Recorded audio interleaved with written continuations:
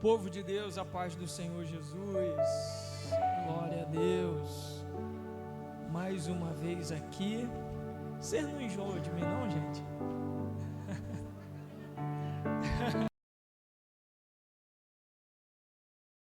É muito bom poder estar aqui com vocês, mais uma vez, podendo compartilhar a palavra de Deus. Eu já queria que você deixasse a sua Bíblia aberta no livro do Gênesis, capítulo 7.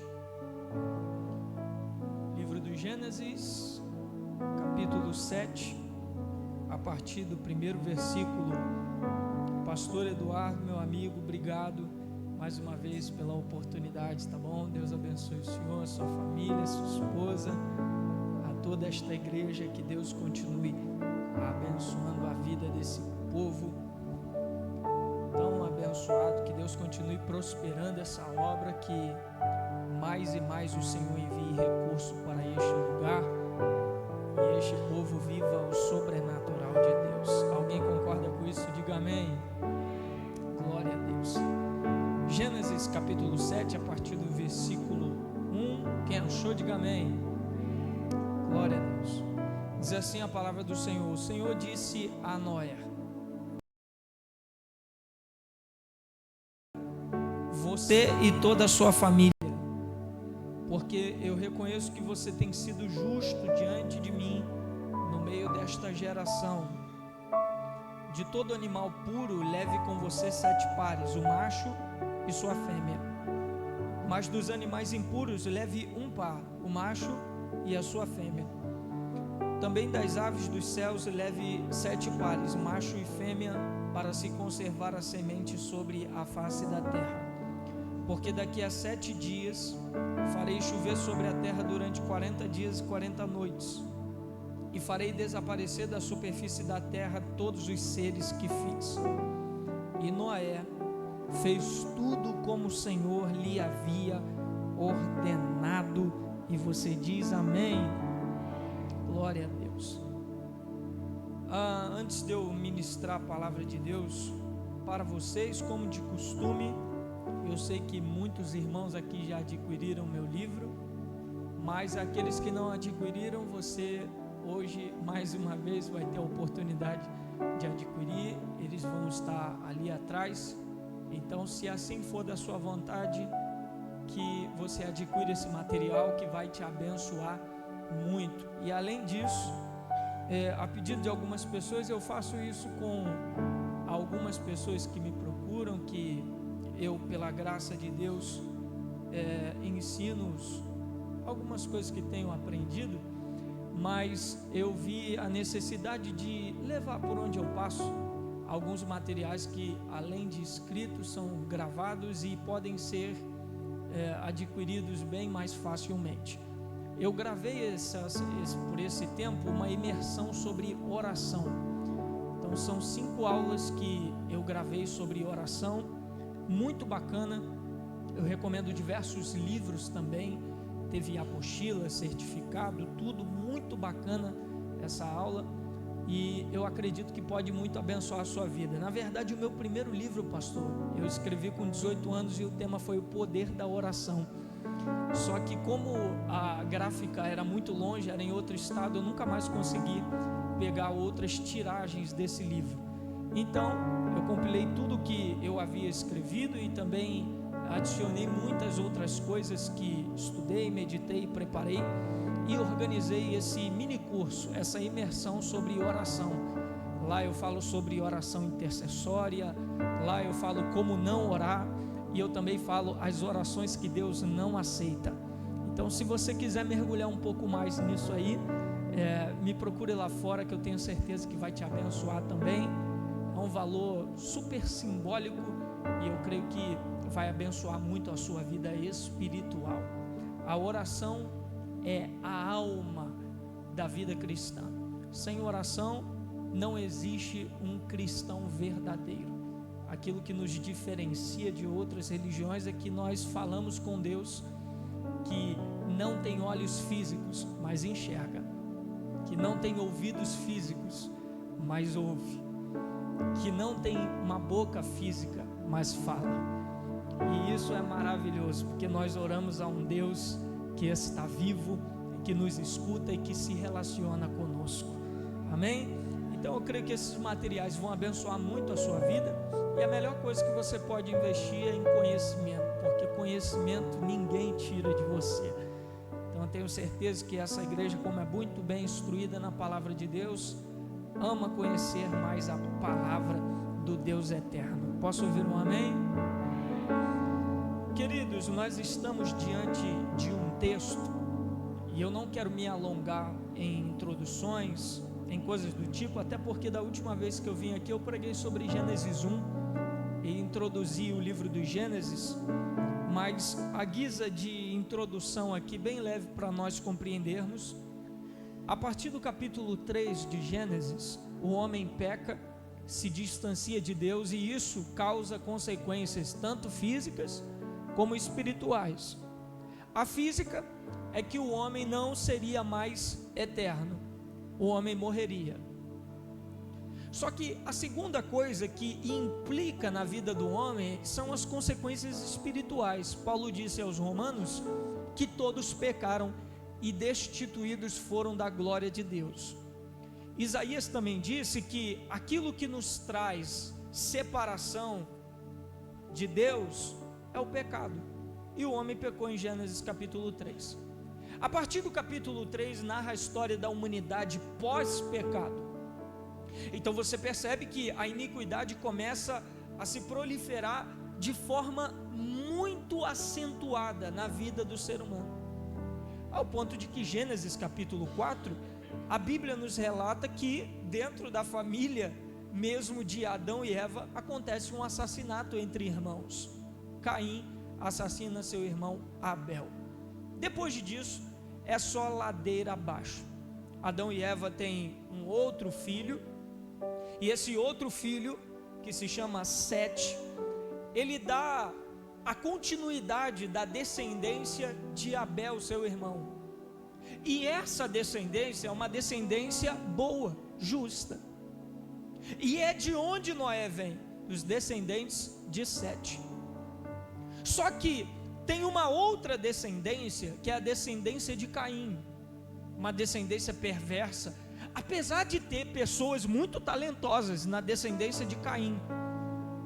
Afinal de contas, os instrumentos de sopro, os instrumentos que foram usados no templo e no tabernáculo também, foram criados justamente por essa descendência, a descendência de Caim.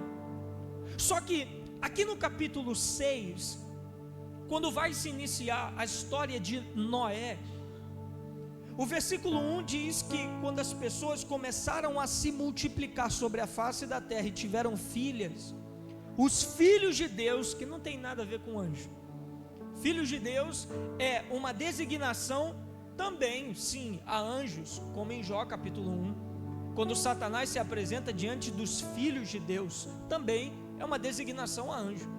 Mas diante do contexto que nós estamos lendo, filhos de Deus é a descendência benigna de Sete. E os filhos dos homens, as filhas dos homens, melhor dizendo, era a descendência ímpia de Caim, que tinha se corrompido e seguido um caminho mau. Quando essas duas descendências agora começam a se misturar e gerar filhos, que aqui não tem nada a ver com gigantes em tamanho, porque a palavra gigantes aqui culturalmente era pessoas de renome, pessoas de status, como Nimrod, que era uma pessoa ilustre, de destaque, um gigante.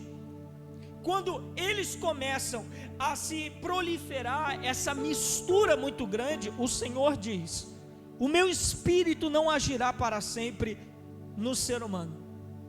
Então Deus reduz as expectativas de vida para 120 anos, e naquele tempo Deus acha graça aos olhos de um homem chamado Noé.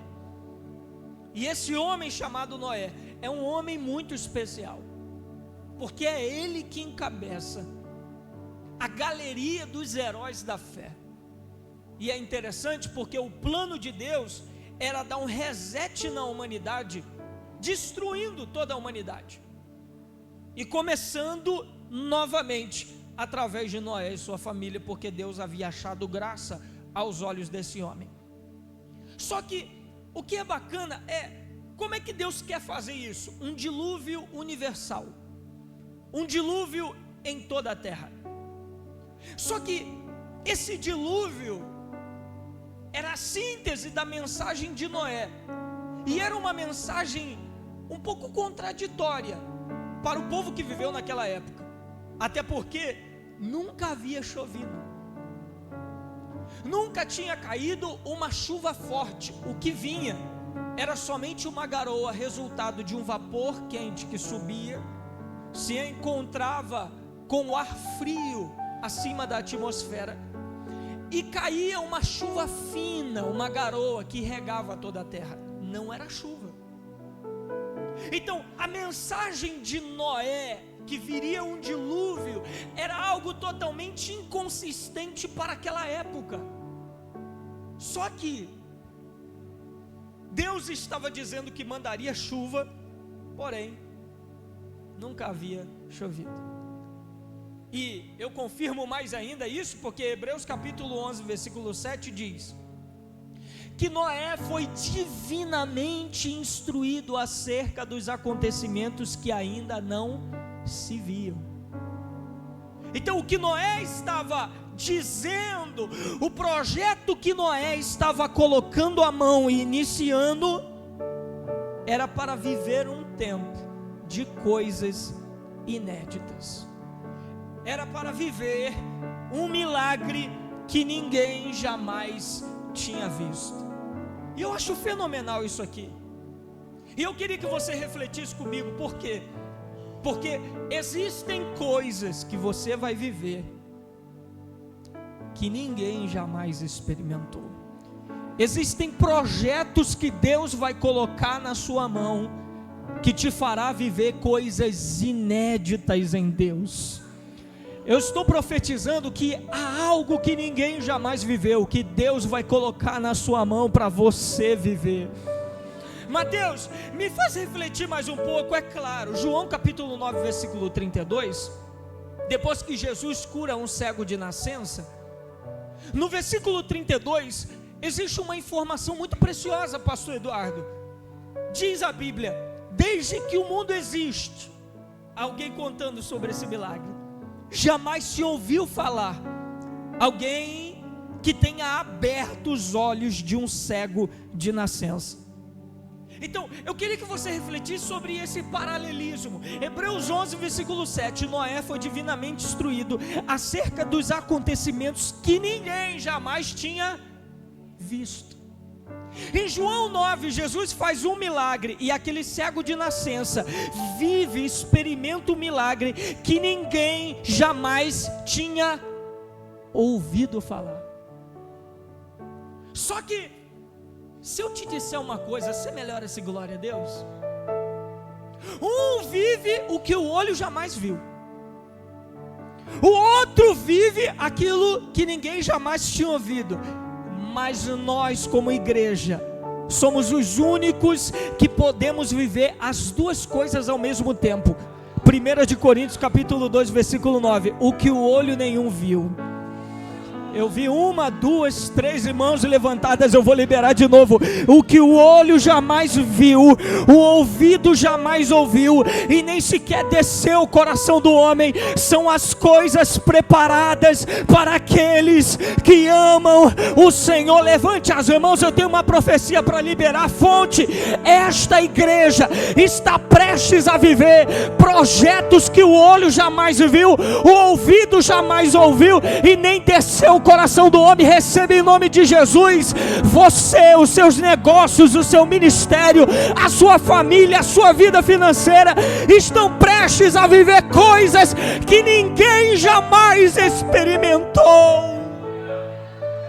Eu estou profetizando que tem coisas inéditas que estão chegando para a sua vida, que estão chegando para a sua casa. Alguém vai olhar para você e dizer: eu nunca vi alguém viver nesse milagre aqui em Belfor Roxo. Você vai dizer: prazer, eu vou ser o primeiro.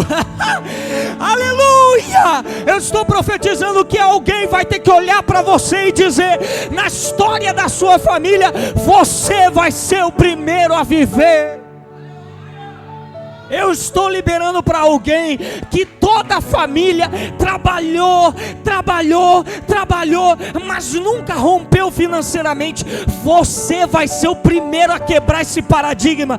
Eu estou profetizando para alguém que toda a família teve que escolher: ou estuda ou trabalha. Você não, você vai ser o primeiro a conciliar as duas coisas. Eu estou falando para gente aqui que ninguém se formou na faculdade da tua família. Você vai ser o primeiro. Eu estou pregando para alguém aqui que alguém na família nunca passou no concurso público.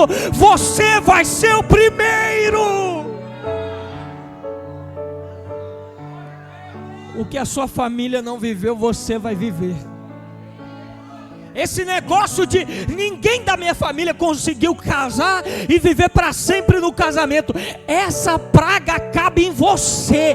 Você vai casar, você vai ter filhos e vai viver até que a morte os separe. Você vai ser o primeiro. Está preparado para viver coisas inéditas na sua vida? Eu sei que tem gente que olha, planeja e diz: isso aqui não dá para mim. Quem disse que não dá para você? O Deus que faz aquilo que você não imagina, o Deus que faz infinitamente mais do que pedimos ou pensamos, te trouxe aqui essa noite de domingo para te dizer: você vai viver milagres inéditos.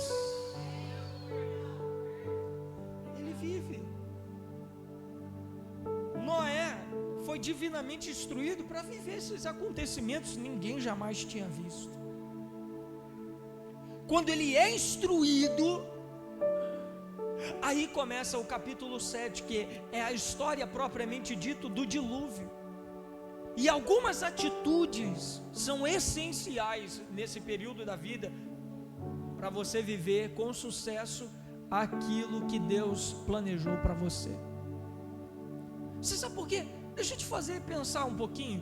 Não tem como viver projeto de Deus de qualquer jeito. Não, Deus planejou, vai acontecer e eu faço o que eu quiser. Nada disso. Todo projeto que Deus dá, Deus também dá coordenadas que precisam ser seguidas milimetricamente. E é isso que acontece aqui no capítulo 7, porque Deus dá toda a planta para Noé. Noé faz desse jeito. No capítulo 6, versículo 9 em diante, Deus fala como seria a arca. No capítulo 7 ele entra propriamente dito. Só que aqui que está o segredo de tudo dar certo. Aqui é que está. Sabe por quê? Tanto o versículo 1, eu não vou nem para o capítulo 6, mas tanto o versículo 1 como o versículo 5 nos traz isso. O Senhor diz a Noé: entra na arca. Ele dá ordem. O que ele faz? Versículo 5: e Noé fez tudo o que o Senhor lhe havia ordenado. Você percebe que quando Deus fala, Noé obedece. E é isso aqui que você precisa ter em mente para viver os projetos de Deus de forma eficaz. Ser obediente em tudo. Ah, Mateus, e se eu não quiser obedecer? O projeto não vai dar certo, porque projeto de Deus só dá certo na mão de obediente. Ah, Mateus, eu tenho problema em obedecer. O projeto pode até cair na tua mão, mas não vai dar certo como deveria dar, porque projeto de Deus só dá certo na mão de quem é obediente. E como é que foi? Eu vou passar bem resumidamente. E como é que foi a obediência de Noé? Primeiro, foi uma obediência sem questionamento. Deus fala, Noé obedece. nunca tinha chovido na terra. Deus fala: vou mandar um dilúvio. Noé não, peraí, Deus, deixa eu só te perguntar uma coisa: como é que vai ser esse negócio? Se nunca caiu uma gota de chuva, como é que vai acontecer esse negócio de dilúvio? Noé não faz isso. Sabe o que Noé faz? Deus o mandou, ainda que seja loucura na mente humana, eu vou obedecer. Obedecer não é ficar questionando a Deus: Deus, como é que isso vai acontecer? Como é que isso vai ser? Não, a vida do obediente é diferente. Porque o desobediente só tem questionamento porque ele duvida da capacidade de Deus de cumprir o que falou. Agora o obediente não. O obediente, ele obedece porque confia. Se ele falou, ele não é homem para que minta, e nem filho do homem para que se arrependa. Cuidado! Os teus questionamentos ao obedecer pode ser um sinal de que você não acredita tanto em quem te prometeu. Mas quando você obedece sem questionar, você está gritando para Deus: eu confio e por isso obedeço. Se o Senhor falou, o Senhor vai cumprir. Se o Senhor disse que vai mandar recurso, o Senhor vai mandar recurso. Se o Senhor disse que vai cumprir, que a porta vai se abrir, que eu vou entrar, que o marido vai voltar, que o meu filho vai se converter, isso vai acontecer. Eu não preciso questionar. Se ele falou, vai cumprir. Quando Deus chama Jeremias, e Jeremias começa a questionar o chamado: ai, Senhor, eu não passo de uma criança. Deus, peraí, deixa eu só te perguntar uma coisinha: o que você está vendo? Eu vejo uma vara de amendoeira, Senhor. Deus diz: ah, tu viu bem, porque eu velo em cumprir com a minha palavra. Desculpe minha sinceridade, mas não confunda Deus com seus amigos. Os seus amigos prometem ir e depois te ligam dizendo: ah, fulano passou mal, ah, não estou me sentindo bem, ah, teve um imprevisto aqui. Tudo mentira, para não ir e para não cumprir aquilo que te prometeu. Deus não. Quando Deus promete, Ele tem um compromisso não com você, mas com a palavra que Ele liberou. Então, se Deus abriu a boca para te prometer, não precisa questionar. Ele é fiel para cumprir a sua palavra. Precisa questionar, e ele não questiona. Mas também Noé não obedece pela metade. Se você notar, Deus passou uma lista de coisas para ele fazer. Ele fez tudo. Sabe por quê? Olha o capítulo 6, versículo 22. Foi o que Noé fez, conforme tudo. Não foi 90%, não foi nem 99%. Sabe o que Noé fez? Tudo. Capítulo 7, versículo 5. E Noé fez tudo. Sabe qual é o nosso segundo erro ao obedecer? Querer obedecer pela metade. E obediência pela metade para Deus é desobediência. Não, Mateus, Deus me deu 10 ordens, eu obedeci 9. Para Deus é desobediência. No único ato de desobediência, para Deus anula todas as outras obediências que você cumpriu. Para Deus a obediência tem que ser completa. Não, Mateus, Deus me deu 10 ordens, 8 eu cumpro sem questionar, 8 eu faço de boa vontade, mas tem 2 que não me agradam. Quem disse que obediência é só obedecer quando lhe é conveniente?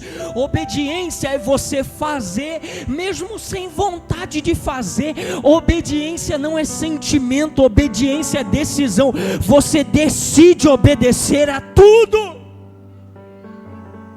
Camarada que levou a obediência como sentimento, teve simplesmente o seu carimbo de rei de Israel revogado. Saul, pelo seu sentimento, Deus manda matar todo mundo, animal, tudo.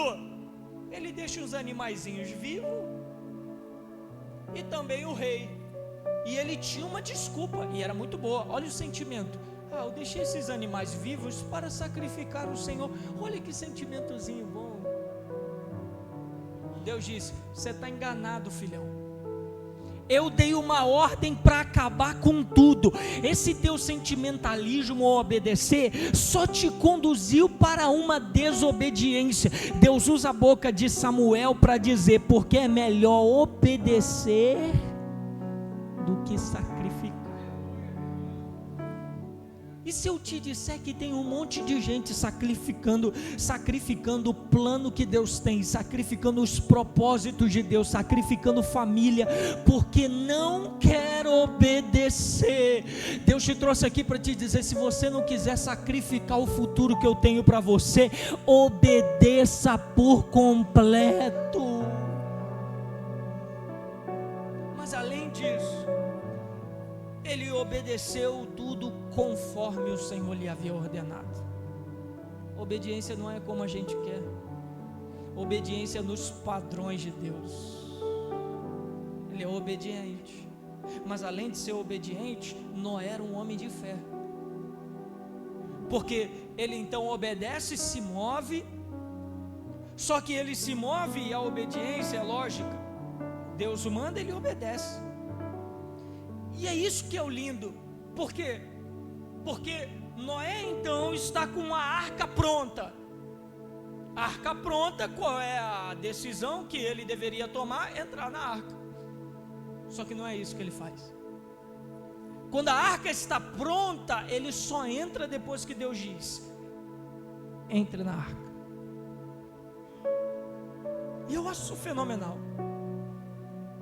Porque com a arca pronta, sabendo o propósito da arca e sabendo que é ele que deveria entrar, por que ele não entra e precisa esperar Deus falar: entra na arca?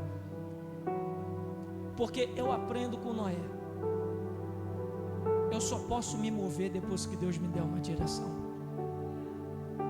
A pior coisa que tem é você se mover pelo óbvio, é se mover pela lógica, é se mover pelo que você acha que vai dar certo. Quando você se move assim, você corre o sério risco de fazer até o que Deus te mandou fazer, mas sem ser na hora que Ele quer que você faça. E tem muita gente, perdoe minha expressão, quebrando a cara. Por quê?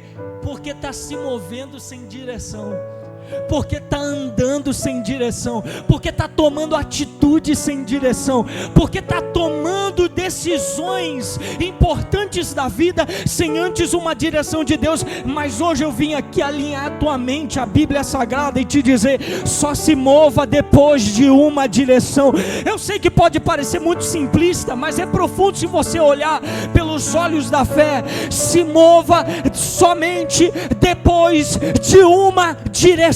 É mais seguro.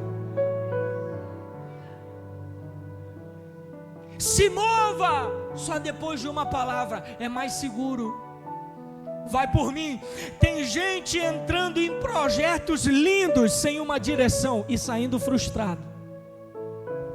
Eu vou falar. Tem gente entrando em sociedades, em parcerias, em relacionamentos, em amizades, que acham que vai ser maravilhoso, mas está entrando sem direção e saem frustrados, saem machucados, saem decepcionados. A melhor coisa que tem é você se mover por direção, porque Deus não te conduz a lugares que você vai se perder. Deus não te conduz a lugares que as pessoas vão te passar a perna. Deus não te conduz a lugares que você vai se decepcionar. Deus só te conduz a lugares que você vai ter um final que Ele determinou. Pare de se mover pelo óbvio. Não, Mateus, você não está entendendo. Essa é a nova tendência. Se eu fizer, vai dar certo. Deus te deu uma direção? Não vá. Mateus, mas está todo mundo fazendo e dando certo. Você quer que eu chame a sua mãe? Porque se eu chamar, sabe o que ela vai te dizer? Ah, você sabe, né? Mateus, mas está todo mundo indo. Está tudo certo, filho. Você não é todo mundo.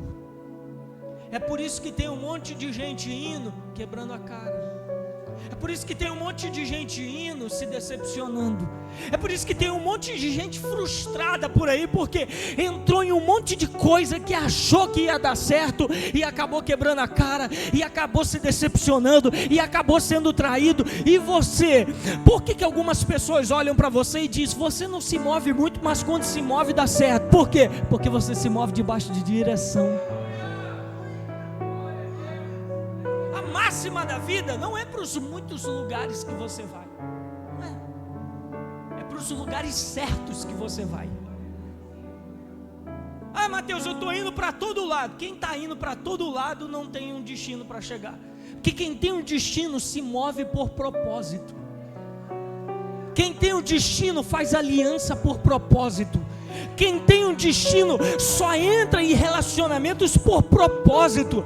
É por isso que tem muita gente frustrada na vida amorosa, porque foi conhecer um monte de gente e acabou de nem se conhecer ao certo, para saber qual é o seu propósito e para onde o seu propósito vai lhe guiar. Eu te trouxe aqui, diz o Senhor, para te dizer: se mova só depois de uma direção.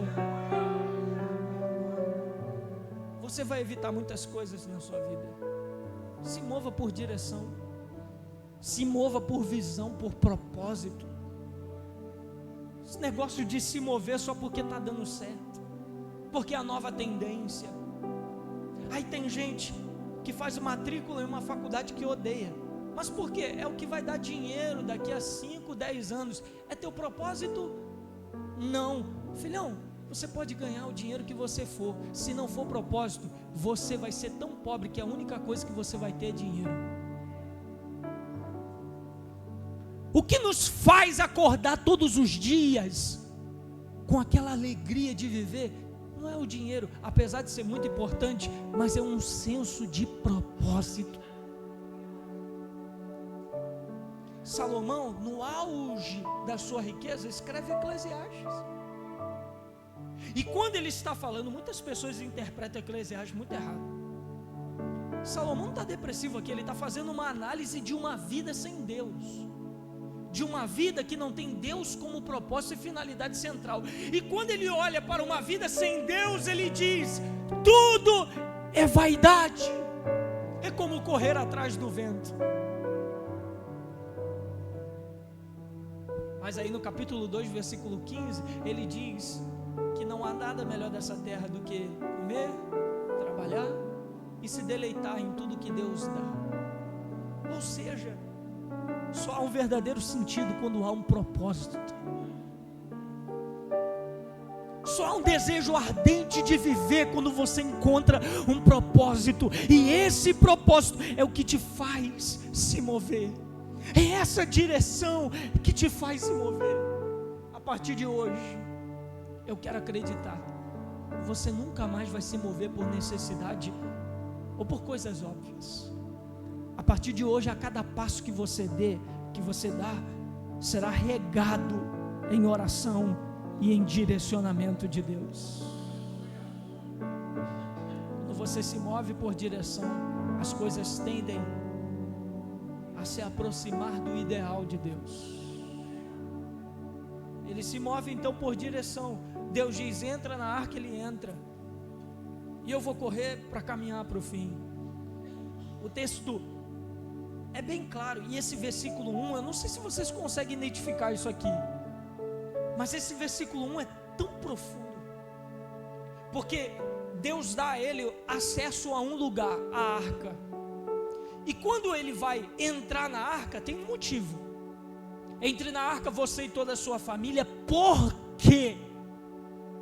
Esse porquê aqui junto e sem aquele chapéuzinho é um indicativo de explicação. Ou seja, o que vem depois vai explicar o que veio antes. Então, entre na arca. Por quê? Reconheço que você tem sido justo diante de mim no meio desta geração. Ou seja, esse novo acesso que ele vai ter,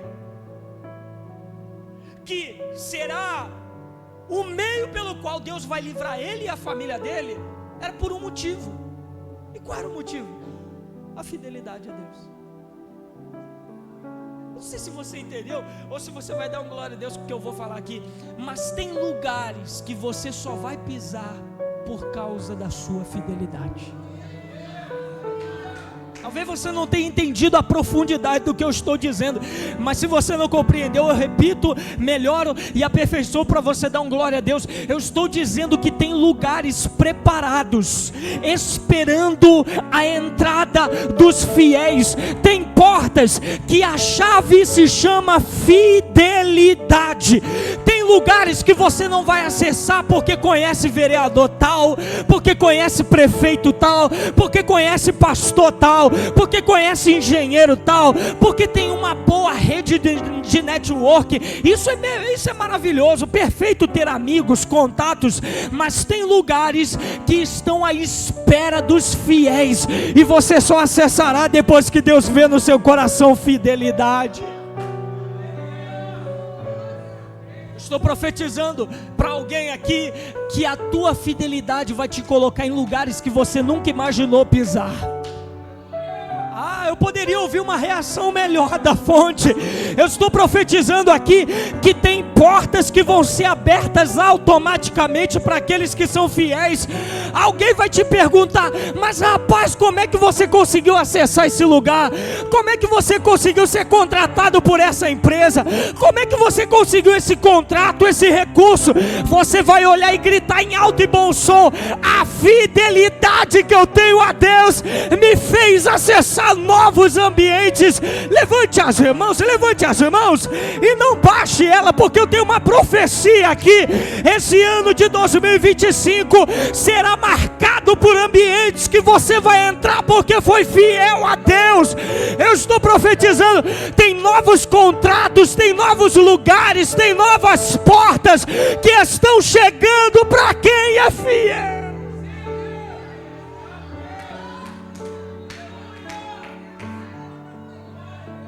Você consegue entender isso aqui?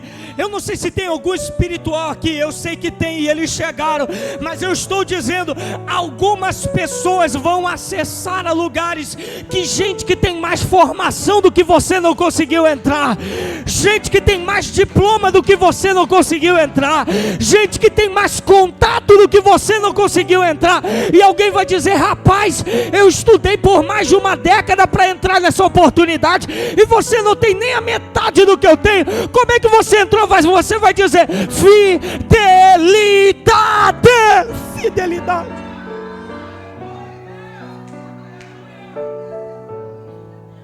Por favor, me ajuda a pregar. Quem me conhece sabe que eu não sou de ficar fazendo isso, mas por favor, comunique com esse irmão que está do seu lado. Diga: seja fiel. Diga com mais autoridade, irmão. Diga: seja fiel, que Deus vai te colocar lá. Seja fiel, que Deus vai abrir essa porta. Seja fiel, que Deus vai te exaltar. Seja fiel, que Deus vai mandar o recurso. Seja fiel, que Deus te coloca nesses ambientes. Seja fiel, que Deus te levanta do monturo e te coloca entre os príncipes. Seja fiel, que Deus te leva. Alguém vai olhar para você e dizer: tem cantores melhor. Por que ela conseguiu fechar contrato com essa gravadora? Alguém vai olhar para você e dizer: fidelidade. Alguém vai dizer: como é que tem empregador melhor do que você? E foi você que conseguiu chegar em lugares altos. Alguém vai dizer: fidelidade. Como você, que não tem tanto recurso, conseguiu entrar nessa faculdade? Você vai dizer: fidelidade.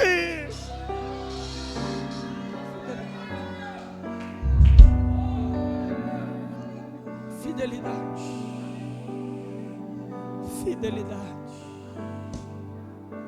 Estou sentindo Jesus aqui nesse lugar. Sinceramente, não é essa mensagem que eu iria pregar hoje. Eu tinha preparado outra coisa, mas eu sinto do Espírito Santo, e eu pensava que Deus me agraciaria com outro tipo de tópico, mas Deus está me prendendo nesse para dizer para alguém: tem novos lugares que estão te esperando por causa da sua fidelidade. Você acha, ai Jesus, toma minha boca, você acha que Deus não viu quando você rejeitou aquelas propostas que iriam te fazer ser infiel a Deus? Quando você disse não para aquilo que iria desagradar a Deus, Deus te trouxe aqui para te dizer: eu vou honrar a tua fidelidade. Eu te coloco em um novo ambiente, eu te coloco em um novo nível, eu te coloco em um novo lugar por causa da tua fidelidade. Tem alguém que está entendendo isso aqui? Por favor, não economize glória a Deus, não economize aleluia. Eu sinto Deus elevando o nível de algumas pessoas aqui essa noite. Eu estou vendo pelos olhos da fé algumas pessoas sendo promovidas essa noite. Alguém vai dizer: como isso? Você vai dizer: fidelidade.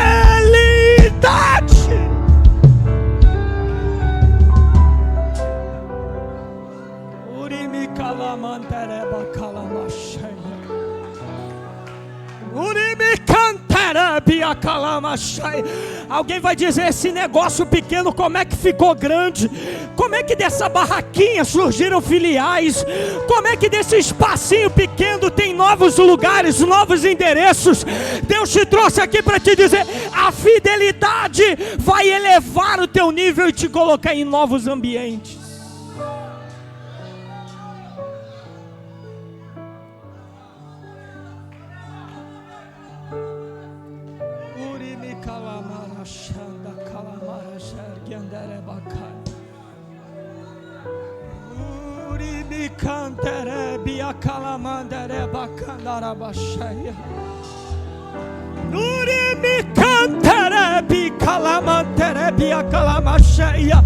Tem gente subindo de nível aqui nessa igreja.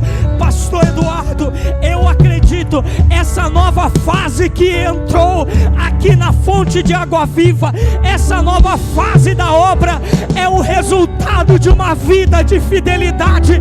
E assim te diz o Senhor: novas fases estão chegando por causa da fidelidade. Enquanto você é fiel, Deus te honra. Enquanto você é fiel, Deus te coloca em novos níveis. Enquanto você é fiel, Deus te coloca em novas fases. Deus te coloca em novas etapas. Seja fiel, seja fiel.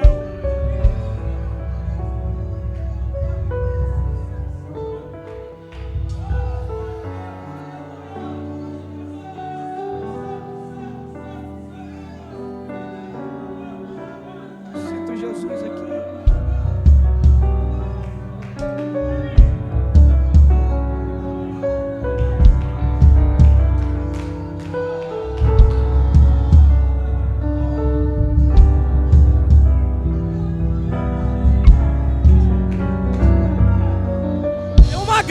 De Deus nos envolvendo aqui. Se você não está entendendo, pelo amor de Deus, só fecha os olhos e sinta Deus te elevando em um novo nível, em uma nova estação. A partir de hoje você canta com mais graça, você prega com mais graça, você pastoreia com mais graça. Recebe a autoridade agora.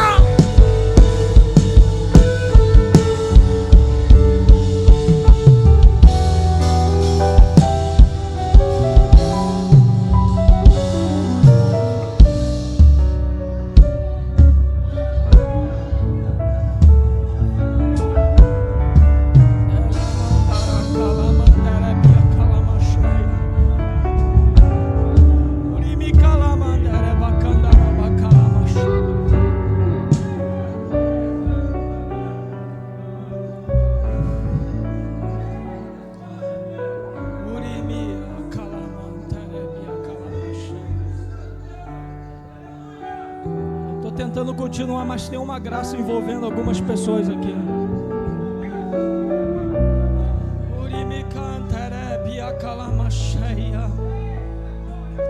Essa mensagem aqui é um bálsamo para a vida de algumas pessoas que estão sendo fiéis e perguntando: Senhor, será que eu fui fiel à toa? Será que eu dediquei minha vida toda a um projeto que o Senhor não está vendo? E Deus te trouxe aqui para te dizer: eu estou vendo a tua fidelidade. Eu estou vendo a tua fidelidade, eu estou vendo a tua abnegação, eu estou vendo todas as vezes que você abriu mão de muitas coisas para ser fiel à minha obra. Eu estou vendo todas as vezes que você abriu mão de muitas coisas para ser fiel aos meus princípios. Eu vou honrar a tua fidelidade.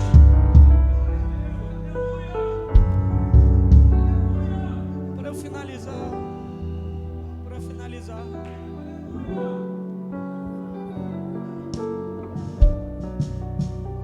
para mim, essa é a lição mais difícil. E não repara se eu chorar, não.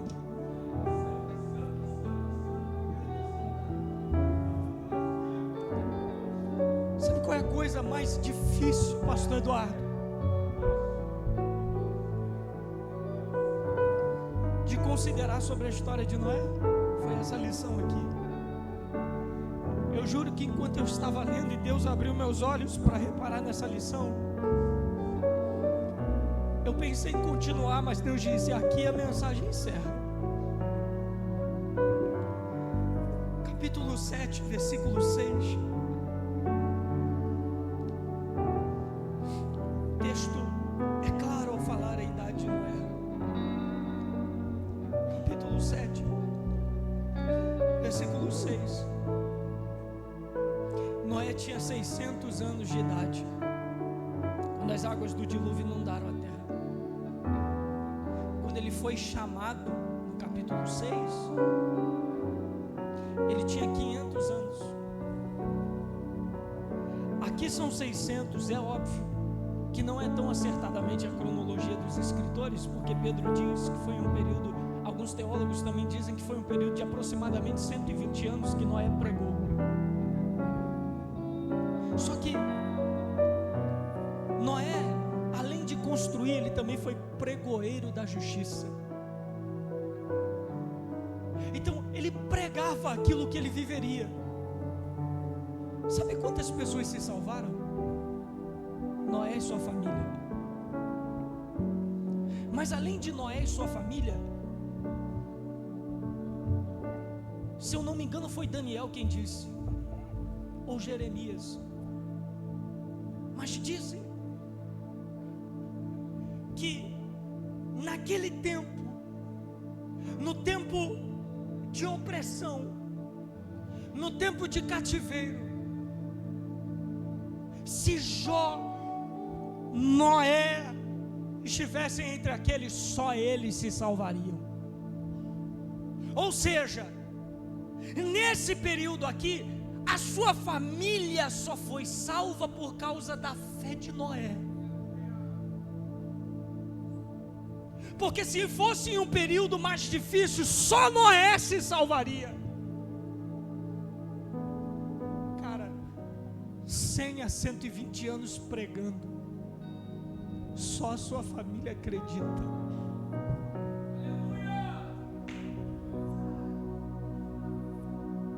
Mais de um século sendo investido em um projeto que ninguém acreditou. Sabe o que é determinação? Você sabe o que é fé? É você continuar em projetos ainda que ninguém acredite. Sabe o que é fé? É você continuar acreditando, mesmo que ninguém acredite em você, mas você tem uma fé tão grandiosa que você sabe, pode ninguém acreditar, mas Deus disse que um dia vai chover. Pode ninguém levar fé no que eu falo, mas eu sei, aquele que disse que ia chover, e pessoas acreditando ou não, eu vou continuar no projeto que Deus me deu. Sabe qual é o desafio de alguns pastores hoje, de alguns pregadores hoje, de alguns ministros hoje? É continuar acreditando em projetos que nem todo mundo acredita. Eu posso te falar, coisa que mais nos desanima é recebermos projetos de Deus e quem a gente acredita que vai ter fé com a gente não tem a mesma fé. Eu me recordo quando eu era um adolescente e Deus me falava coisas que eu vivo hoje e que eu creio que ainda vou viver. Eu dizia para algumas pessoas diziam: você é um moleque, você é uma criança. Eu já vi você raspando o dedão na rua, jogando bola, cortando o dedo com linha de pipa. Você vai viver isso? Eu duvido. Tem gente mais preparada do que você. Mas eu sempre dizia: Deus disse que vai chover. Eu posso te falar, gente que morava, né, dentro da minha casa, não acreditava no que Deus havia falado para mim. Mas você acha que eu permiti com que as vozes da incredulidade ressoassem mais alto do que a voz de Deus no meu coração? As vozes da incredulidade não têm poder de fazer chover, mas aquele que prometeu. É você que decide se vai continuar acreditando na voz daqueles que não acreditam, ou se você vai dar crédito à voz de Deus que disse que ia chover. Mas Mateus, eu estou debaixo de uma palavra. Quando eu era adolescente, quando eu era criança, eu ouvia do meu pai que eu iria ser um lixo, que eu não iria ser ninguém. Você não está debaixo da palavra do seu pai terreno, você está debaixo da palavra.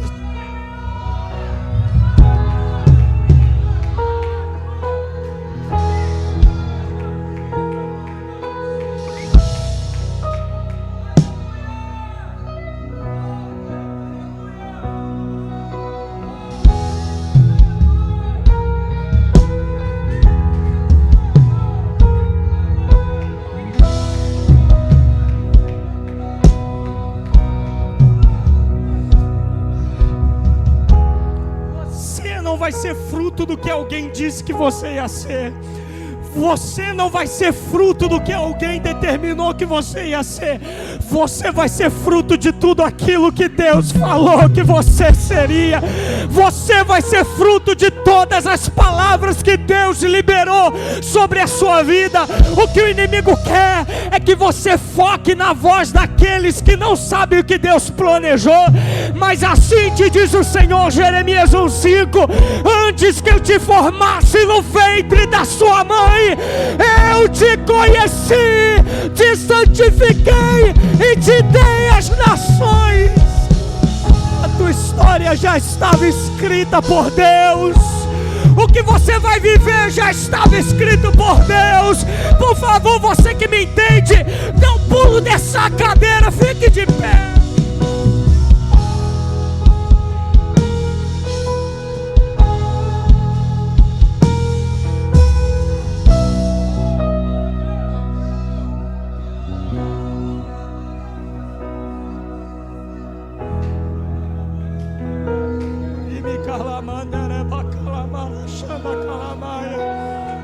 Eu estou falando para a gente que entrou aqui debaixo de uma palavra contrária.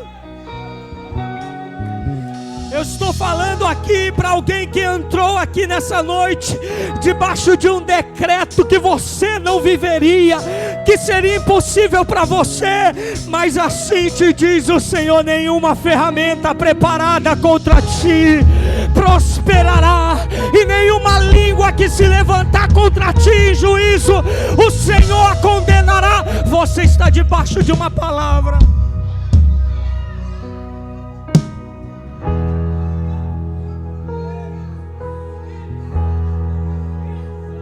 Eu finalizo agora aqui.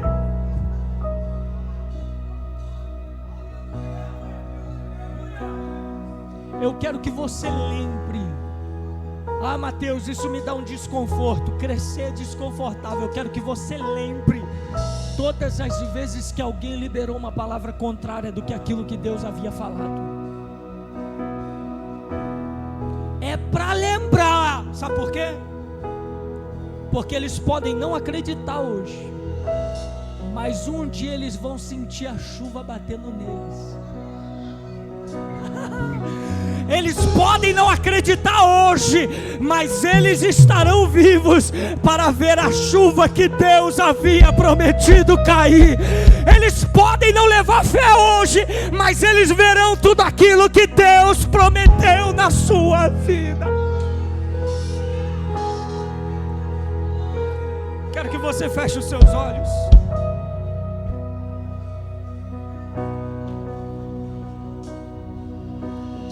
Espírito Santo de Deus, eu te peço, Pai, na autoridade do nome de Jesus, se há algum vestígio, Pai, de palavras contrárias no nosso coração que alguém liberou sobre as nossas vidas, eu te peço, Pai, vai aniquilando todo o poder destas palavras. Ó Espírito Santo, eu profetizo sobre a tua igreja: os teus filhos viverão aquilo que o olho jamais viu, que o ouvido jamais ouviu, e que nem desceu ao coração do homem. Nós viveremos em nome de Jesus. Alguém pode levantar a mão para receber isso aqui? Em nome de Jesus, eu oro e profetizo: nós viveremos milagres extraordinários em nossa vida. Coloque a mão na sua cabeça, coloque a mão na sua cabeça e profetize isso: eu vou viver. Está muito fraco desse jeito, você não vai viver. Diga: eu vou viver totalmente aquilo que Deus preparou para mim. E nenhuma palavra vai me desencorajar de viver as promessas de Deus. Só você que acredita, levante as mãos e adore ao nome de Jesus.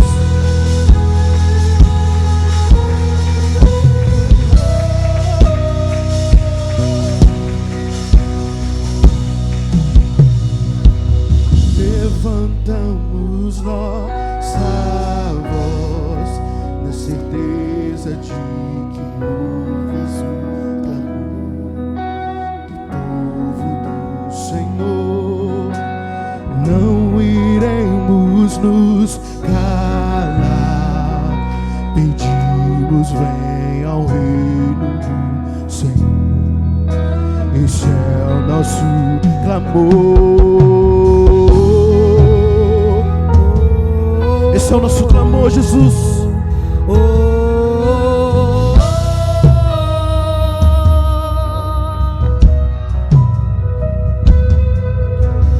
Levantamos nossa voz na certeza de que ouves o clamor. Esse é o grito do teu povo, Jesus. Nós não iremos nos calar.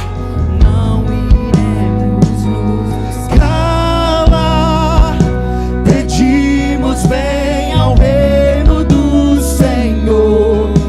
Este é o nosso clamor. Que venha justiça, paz e equidade. Que sua glória encha as nossas cidades. Que o amor transporte, a graça transporte. Ouça a nossa voz. Ouça a nossa voz, Senhor.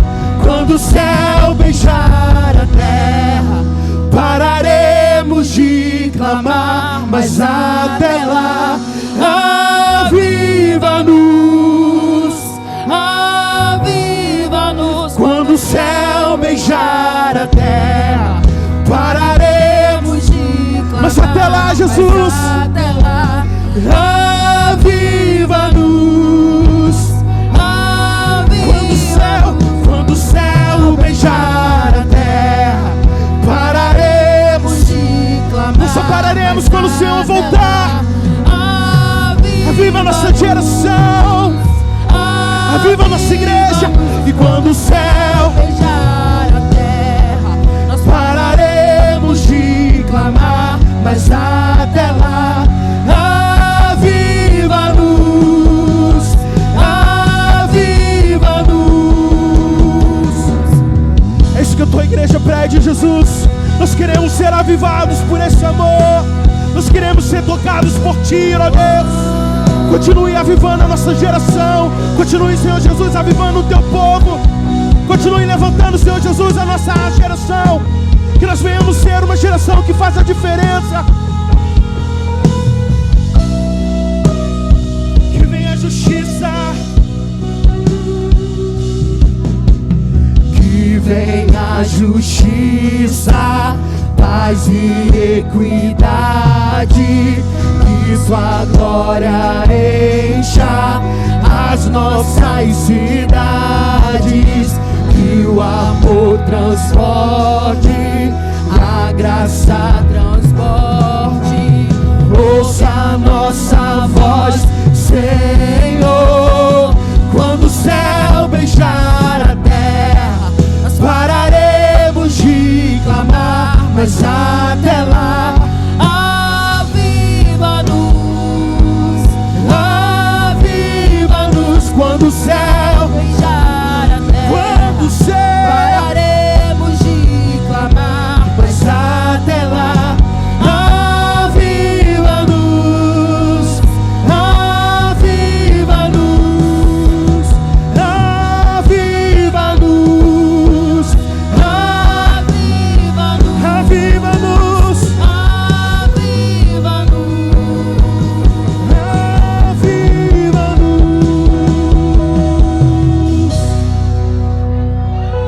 aviva-nos, aviva-nos outra vez.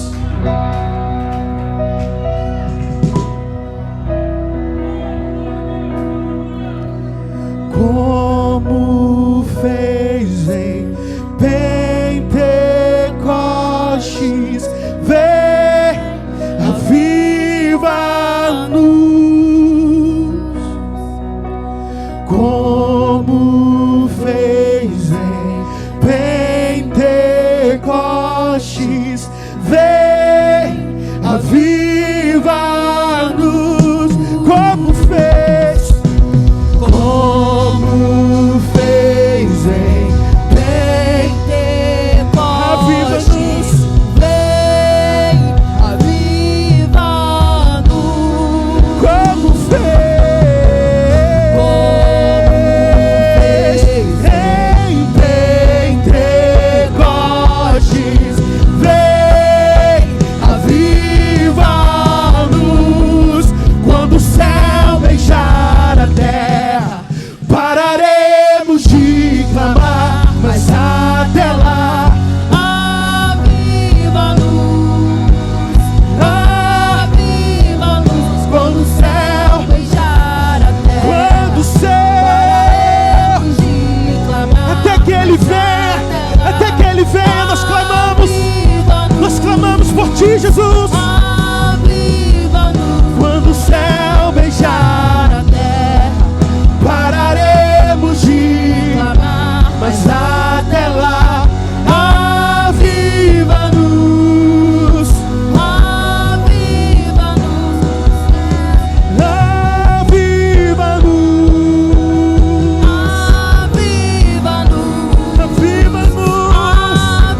aviva-nos,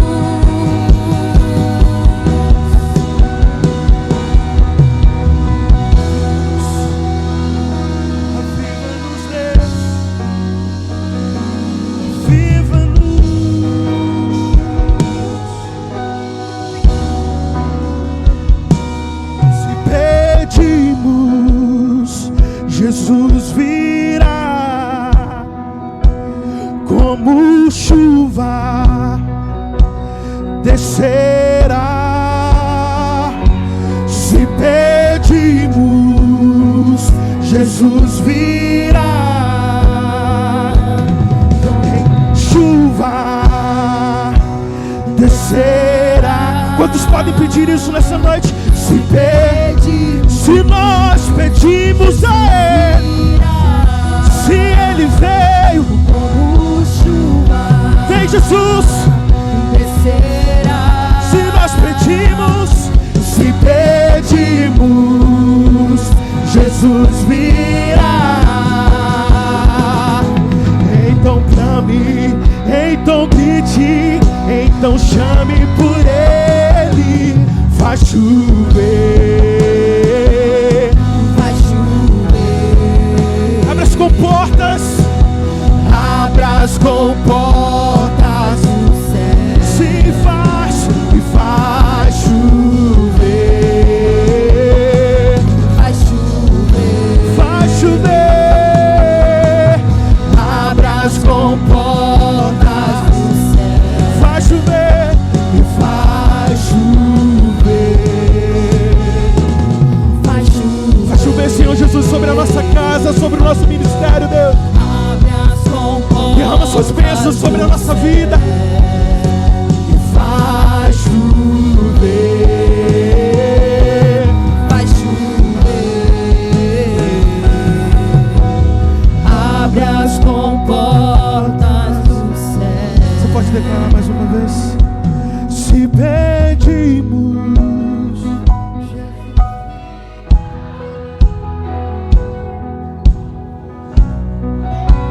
declare isso.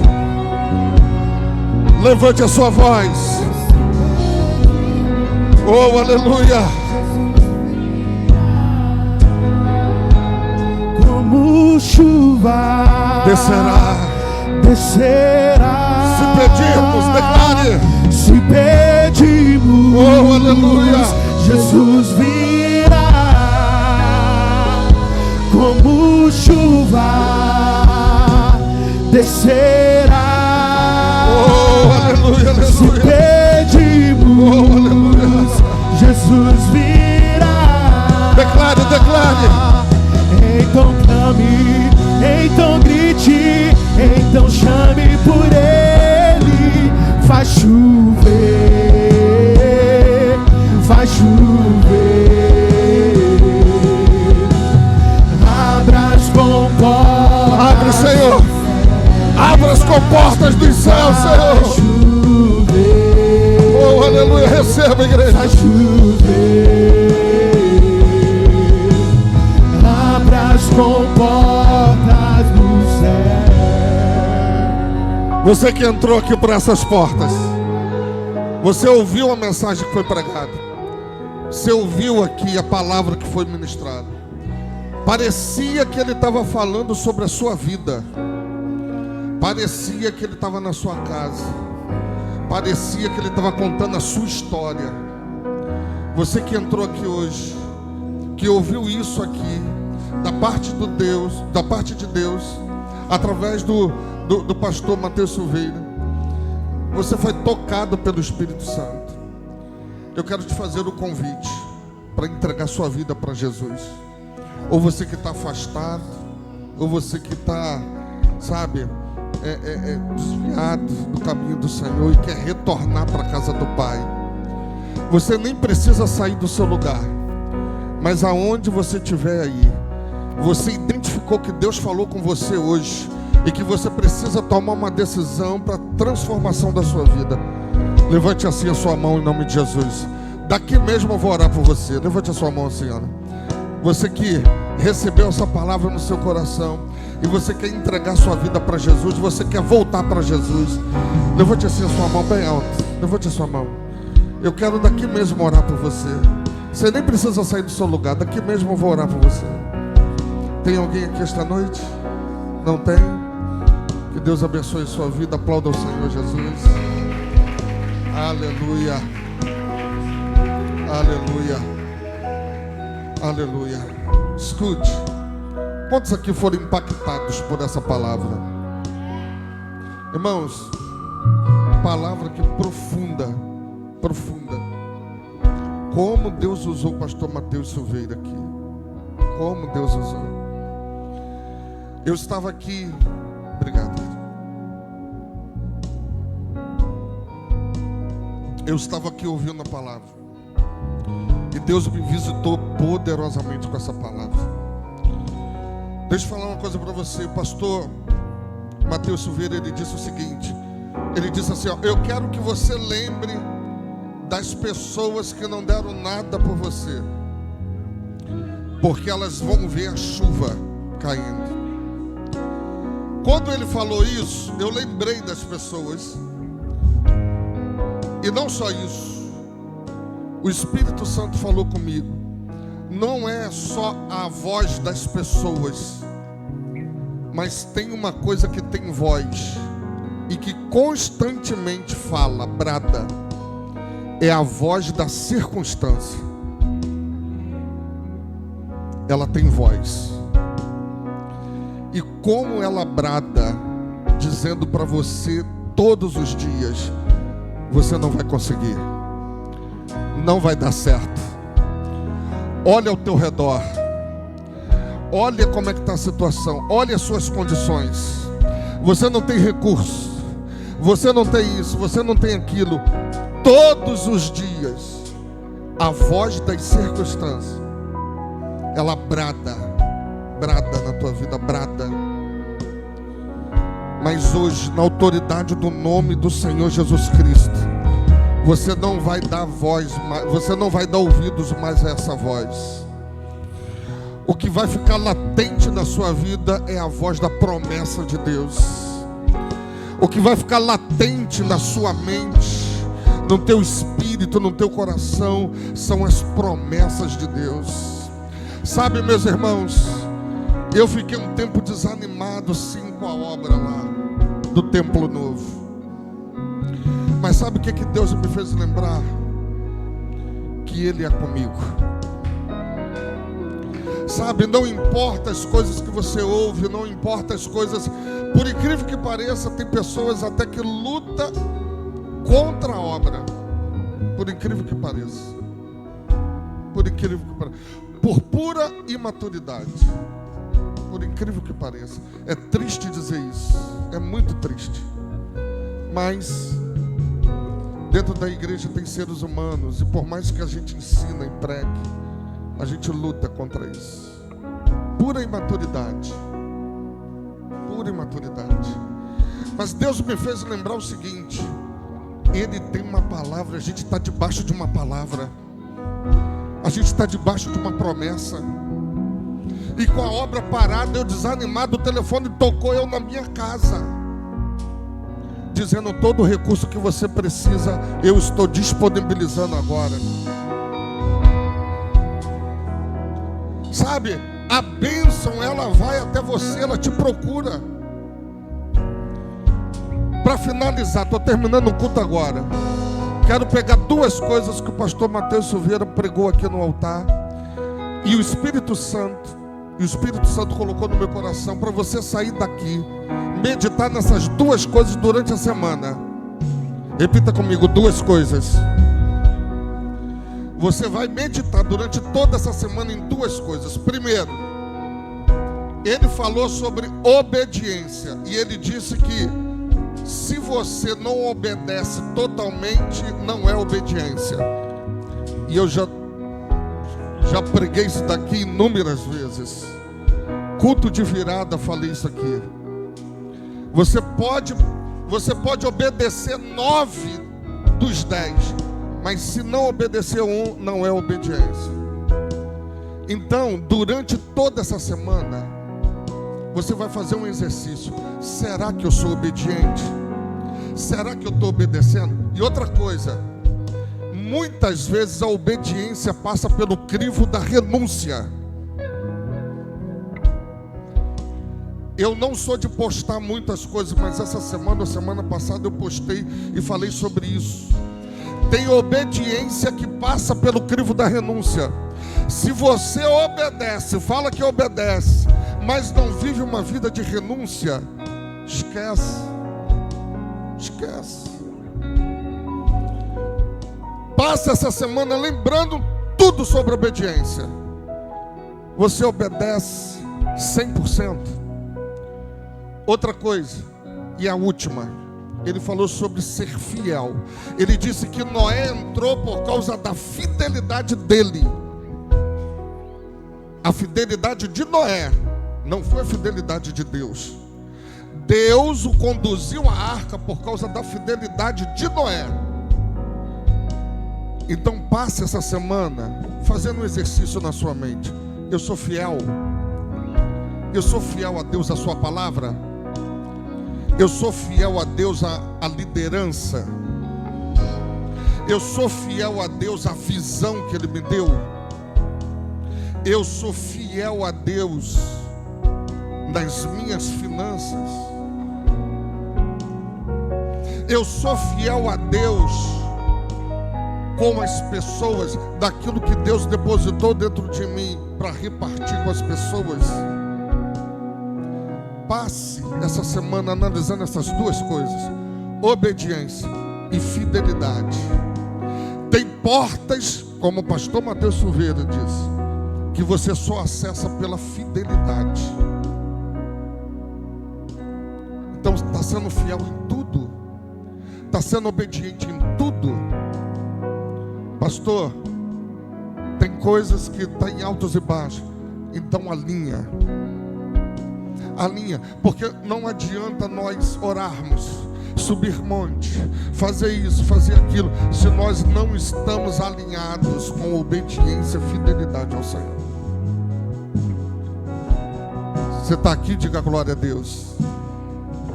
Essa palavra de hoje, pastor Mateus, me impactou. Como eu já te falei, e eu vou falar aqui diante da igreja, você tem uma palavra pastoral. A sua palavra não é uma palavra de um itinerante. E essa é a diferença, sabe? Eu te trago aqui pelo homem que você é, pelo que eu te conheço e pela palavra pastoral que você tem. Que Deus te conduza. As promessas de Deus vão se cumprir na sua vida. Já já você vai colher frutos de tudo que você está semeando. Andando, chorando, semeando, mas vai voltar colhendo os seus frutos. Amém? Quero profetizar uma semana poderosa de Deus na sua vida. Ô minha irmã, uma semana que vai ficar assim marcada a graça de Deus. Você vai olhar assim e vai dizer: isso aqui só pode ter sido a graça de Deus. Isso daqui só não tem outra explicação se não for a graça de Deus na minha vida. Vai ficar tatuado em você. Pai, em nome do Senhor Jesus Cristo. Oh meu Deus, meu Pai, que essa palavra durante a semana, durante o mês, durante o ano, fique reverberando, meu Pai, no nosso espírito, alma. Oh meu Pai, em nome do Senhor Jesus Cristo. Oh meu Deus, em nome de Jesus. Oh meu Pai, nós queremos calar a voz das circunstâncias, calar a voz da ansiedade. Oh meu Pai, em nome do Senhor Jesus. E nós queremos andar, meu Pai, de acordo com as tuas promessas, de acordo com a tua palavra. Oh meu Deus, em nome de Jesus, conduz o teu povo em triunfo. Conduz o teu povo em triunfo. E que a graça do nosso Senhor e Salvador Jesus Cristo, o grande amor de Deus e as divinas consolações do Espírito Santo seja com todos, não só hoje, mas para todos sempre. E todos digam, antes de ir embora, antes de orar, antes de acabar, o pastor Rubão, ele está internado. Já tem um tempo, né? Que ele está um mês já internado, está no CTI. Ele teve um AVC, 2 AVC, um AVE, um infarto. Bom, o negócio é que ele está no CTI. Ele vai ter que fazer uma cirurgia. A situação dele é bem grave. Então eu queria levantar um clamor agora ao Senhor. Amém? Eu queria que você, ele está naquele hospital ali ali do lado ali do Corpo de Bombeiros. Tá bom? Se você quiser fazer uma visita, tem que entrar em contato com a família, tal, porque não pode entrar muitas pessoas. Mas vamos levantar um clamor, Senhor, nesse momento, amém? Estenda suas mãos em direção ao hospital. Vamos orar. Soberano Deus e eterno Pai, Pai de nosso Senhor e Salvador Jesus Cristo, o Senhor é Jeová Rafá. O Senhor é o Deus que cura. O Senhor é médico dos médicos. O Senhor é médico por excelência. Meu Deus, toca, visita agora, meu Pai, o pastor Rubens. Toca agora do alto da cabeça à planta dos pés. Meu Deus, visita agora, meu Pai, os seus órgãos, visita o seu coração. Meu Pai, visita, meu Pai, as artérias. Meu Pai, o Senhor pode desentupir. Oh, meu Pai, o Senhor pode, meu Pai, curar este homem, o teu servo, o teu ungido. Oh, meu Pai, em nome do Senhor Jesus Cristo, o Senhor pode fazer o que a medicina não pode fazer. O Senhor pode, meu Pai. Oh, meu Deus, em nome de Jesus, e nós como igreja cremos. Por isso, Pai, em nome de Jesus, nós oramos pela vida do Rubão. Envia teus anjos para guardar, proteger, livrar de todo mal. Guarda o teu filho, meu Pai, que ele não seja atingido por bactérias naquele lugar, em nome do Senhor Jesus Cristo. Meu Deus, que ele não seja atacado por infecções naquele lugar. Meu Pai, nós profetizamos a cura e o milagre na vida do Rubão, em nome do Senhor Jesus Cristo. Amém. E graças a Deus. Aplauda o Senhor. Aleluia. Glória a Deus. Deus abençoe a sua vida. Vá em paz. Dê uma passadinha ali na cantina. Leva um churrasquinho para casa. Não precisa fazer janta. Amém? Só levar o churrasquinho. Vai abençoar a obra. Amém? Deus abençoe.